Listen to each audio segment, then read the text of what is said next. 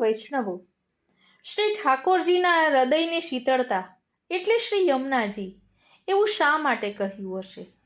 કારણ કે ઠાકોરજીને પણ ભક્તોના મિલન માટેનો વિરહતાપ રહે છે અને એ વિરહતાપને દૂર કરનારા શ્રી યમુનાજી છે.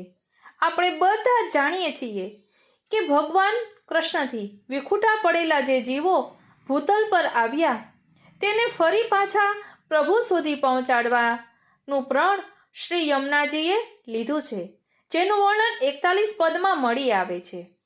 એટલે શ્રી યમુનાજી હંમેશા તત્સુખનો વિચાર કરનારા છે. આપ કૃપાના દ્વાર કહેવાય છે.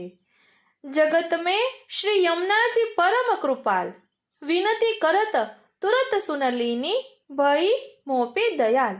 એટલે એક ભક્તને પ્રભુનો વિરહ સહન થતો નથી એટલે યમુનાજીને વિનંતી કરે છે. વિનંતી કરતાની સાથે શ્રી યમુનાજી તરત સાંભળી લે છે અને પ્રભુ સાથે મિલન કરાવી આપે છે. આવા શ્રી યમુનાજી ભક્ત અને ભગવાન બંનેને શીતળતા પ્રદાન કરનારા છે.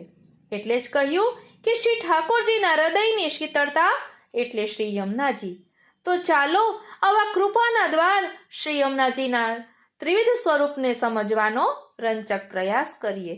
બોલો શ્યામ સુંદર શ્રી યમને મહારાણી કી જય.